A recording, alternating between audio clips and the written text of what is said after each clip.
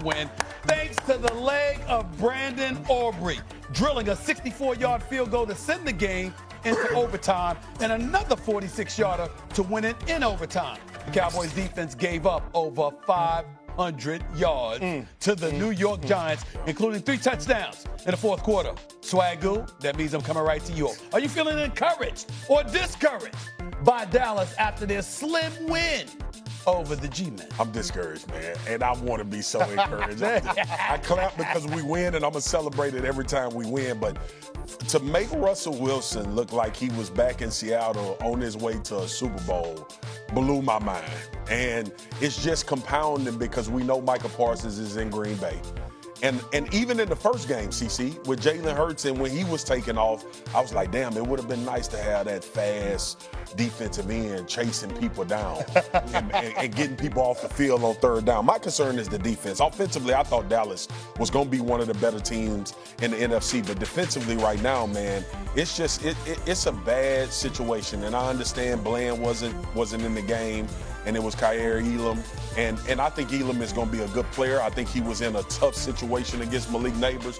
But to see Russell Wilson have that success against that defense, knowing what you actually have to play to try to get through the NFC and win something that matters, I wasn't very encouraged by that. What about you, Steve? Yeah, I was encouraged by the Dallas Cowboys, and it's not with the defense, but it's with the offense. You got a receiver tandem that is as talented as any receiver tandem in the NFL. And if Dak Prescott is able to stay upright, then you're talking about the Dallas Cowboys being a team that can potentially win double-digit games, regardless. Now, as long as they don't disqualify themselves before the trade deadline, I think that this front office, this ownership group would be willing to make a move and add to that defensive unit.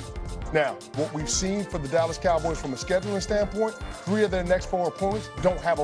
Okay. So there'll be the potential for them to still be hanging around late October, early November. And I would anticipate if that's the case, Cowboys adding to that defense to try to fortify that unit because their offense gives them a chance to get to the playoffs. What's their biggest need? They got Cowboys, what's their biggest need? pass rush.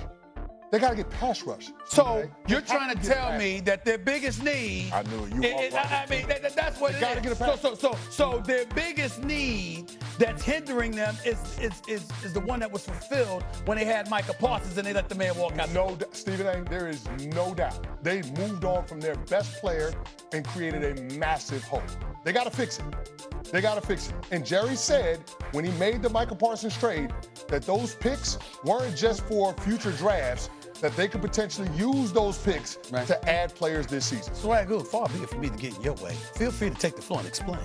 I agree with CC, but why the hell would I be optimistic that they gonna do this? Like that my issue lies with when people do things over a course of time. At times you gotta believe them. And I see the Jadeveon Clowney move. I see the Kenny Clark in the trade. All of that is fine, CC. But at some point, like a generational talent like Micah Parsons, you let go to leverage future picks that you don't know if they're gonna work out. Here's the thing too, and nobody talks about it, and I don't feel comfortable always talking about players. They drafted Mozzie Smith in the first round, and he didn't pan out. So what I'm using Charlton is another one. Same. I'm using those as examples that them damn first round picks might not mean nothing. All right, let me transition because we got all year to talk about that because Dallas probably ain't going nowhere. I mean, we know you gonna talk about them all. Yeah, absolutely. Well, you know, and I'm gonna mention it. You know, so I'm gonna mention it every now and then. You know, I say we gotta go to a game together. We're gonna have fun with that. But here's the deal, y'all. I gotta transition to the New York Giants because we saw Russell Wilson. I didn't like that Hail Mary style interception he threw in overtime. Both teams had offensive possessions. You gotta protect the football. You gotta make sure you don't give that turnover. Second down for crying out loud. You could have done something better than that, but he had faith in his receivers. I just don't like the way he threw it off his back foot and just laid it up there like that. Having said that, he did throw for 450 yards. He did look like the second coming of Dan Marino for crying out loud for most of this game. Should Russ's play change plans for starting Jackson Dart? I'll start with you, Mr. Giant. No, it shouldn't, but it will. I'll acknowledge that. The Giants want to be deliberate in terms of when they insert Jackson Dart as the starting quarterback, and they want to allow Russell Wilson to have as much runway as they possibly can while also maintaining being competitive. Now, the fact that they lost on Sunday's game, means that they're moving closer to Jackson Dart, even though Russ had a turn back the clock type of performance. But Stephen A., the record is what the record is. If you're not winning games, you cannot win games while allowing your rookie quarterback the benefit of being able to gain experience so he can improve and be ready to be a force multiplier for this franchise. Russell Wilson ain't your future. He's just not, okay? He's at the end of his career.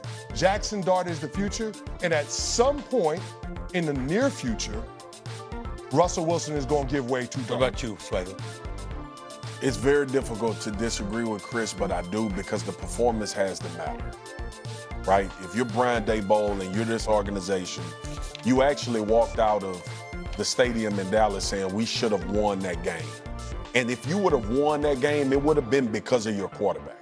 It wouldn't have been anything else. It would have been him and Malik Neighbors.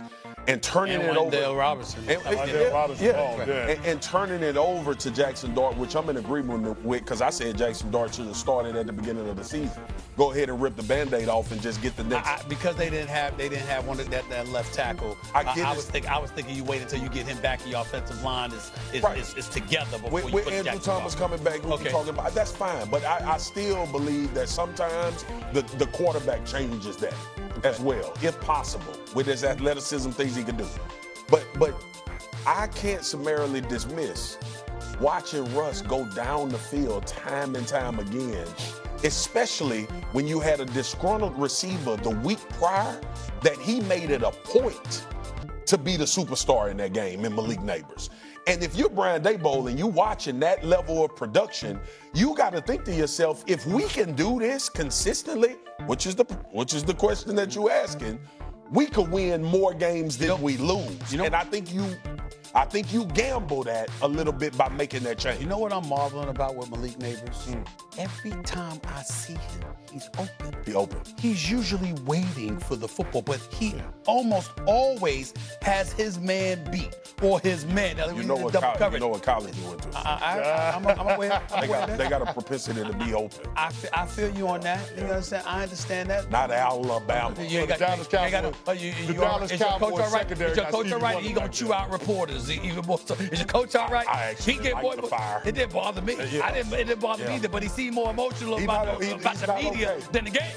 I'm just saying, this ain't what LSU used to be now, but maybe they'll get it back. Maybe they get it back.